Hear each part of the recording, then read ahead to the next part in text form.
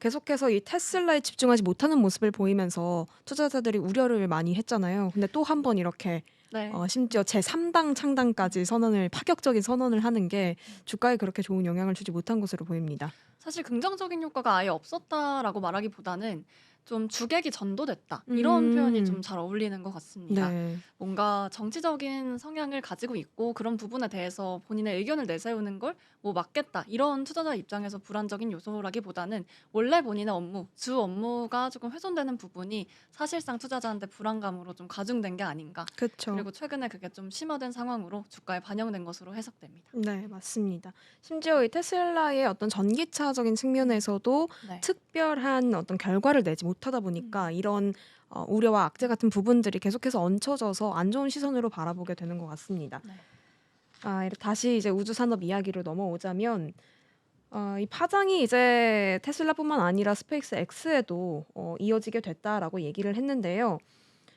사실 트럼프는 계속해서 머스크를 정면 비판하고 있죠. 뭐 제3당 창당 그가 재미를 볼 수 있지만 현실적으로는 불가능하고 네. 터무니없는 일이다. 탈선한 열차처럼 뭐 통제 불능 상태다. 라면서 계속해서 비판을 해나가고 있는데 결국 트럼프가 또 한마디를 던지게 됩니다. 이렇게 계속 뭔가 행보를 나아가게 된다면 로켓 발사라던가 전기차 생산에 더 이상 보조금을 줄 수가 음. 없다라고 했죠. 실제로 네. 이 IRA는 축소가 될 것이라는 가능성이 좀 높죠. 감세 네. 법안이 통과됐으니까. 근데 이 로켓 발사나 위성 측면에서도 보조금 혜택을 받을 수 없다는 게 스페이스 X에도 굉장히 큰 타격을 주게 되는 것 같습니다. 결국에는 이제 미국 정부와 체결한 방대한 우주 개발 계약에도 차질이 생길 수 있다는 신호로 해석이 되고 있습니다. 음. 역시 정치 불확실성은 항상 이 시장의 적인 것 같아요. 맞습니다. 네. 머스크가 네. 계속해서 이 정치 시장에 들어갔다 빠졌다 하면서 음. 계속해서 이 불확실성 한가운데 좀 서 있는 느낌입니다. 근데 스페이스 네. X가 이 보조금에 대한 축소로 인해서 타격만 보지는 않았습니다. 사실 음. 이러한 정치 리스크에도 불구하고 본질적인 경쟁력은 좀 여전히 인정받고 있는 모습이 나오고 있거든요.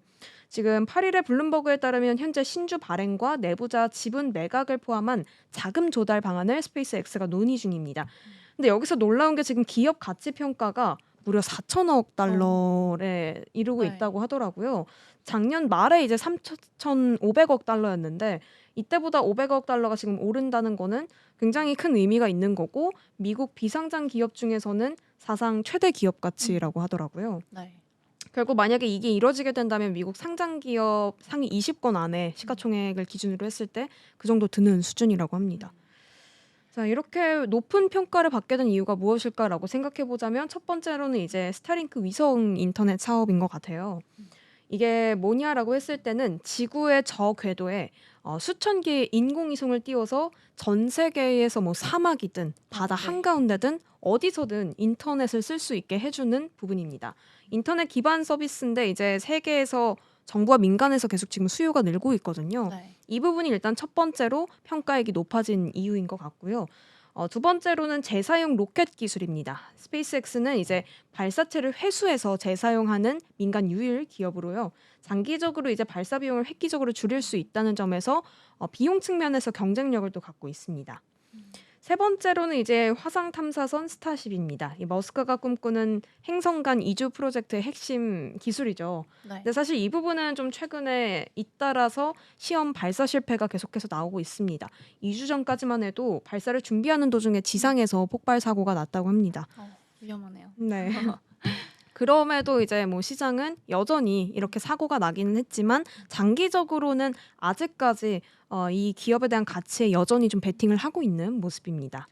사실 모멘텀을 갖추고 있다라고 아까 설명을 해 주시면서 또 에브리타임, 에브리웨어 이런 포인트가 사실은 굉장히 그 모멘텀을 가지게 충분하다라는 키워드로 사실 시장에서는 작용을 하고 있는 것 같아요. 네. 그렇기 때문에 뭐 정치적이나 외부적 불안정성 이런 배경에 대해서는 사실은 영향을 받지만 그 내면의 중요한 포인트들은 또 놓치지 않으면서 가져가기 때문에 장기적인 시각으로 보는 투자자분들도 꽤 많으신 것 같습니다. 네, 맞습니다.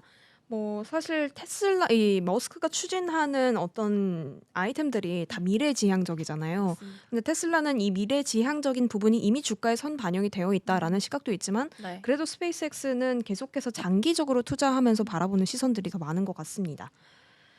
자, 이 트럼프와의 신경전은 이 우주 산업에서도 계속되고 있습니다. 트럼프가 이제 머스크의 신당 창당 이후에 나사의 국정 지명자와 관련된 부분에서도 언급을 하더라고요. 네. 이제 머스크가 추천했던 인물입니다. Shift for Payment의 CEO 아이 장먼을 나사 국장 지명자에 추천을 했는데 여기서 돌연 제외를 했었죠, 5월에. 그쵸. 그러면서 이제 그 부분을 한 번 더 이번에 끄집어내면서 그 아이 장먼 같은 경우에는 공화당에 기여를 한 적이 없는 사람이다. 따라서 그가 나사 국장에 자리하는 것은 네. 말이 안 된다라는 입장을 계속 말하면서 지적하는 모습을 보였습니다. 결국에는 이렇게 다시 꺼내게 된 것은 결론적으로는 머스크를 계속해서 지적하고 있다는 게 또 시장의 분석이죠. 네. 이렇게 트럼프도 비난을 하고 있는 와중에 스페이스 X가 또 어떤 행보를 보일지 모르겠지만 이런 분위기 속에서 계속해서 미국의 우주 정책 방향성도 정치 리스크로 인해서 뭐 표류할 수도 있다라는 우려 섞인 시선들도 같이 함께 나오고 있습니다. 자, 정리해보자면 이제 일론 머스크의 신당 창당은 이에 대한 여파는 테슬라에 넘어서 스페이스 X까지 번지고 있는 상황인데요. 그래도 이러한 리스크 속에서 스페이스 X는 여전히 높은 기업 가치를 평가받고 있습니다. 결국에는 이 머스크의 정치 파장이 또 어떤 영향을 미칠지 계속해서 파헤쳐 봐야 되는 상황인 것 같습니다. 자, 이렇게 국제 이슈는 제가 두 가지로 설명을 마무리 드렸는데요. 다음으로는 이제 우리 김민 앵커가 국내 이슈를 또 다양하게 파헤쳐 본다고 합니다.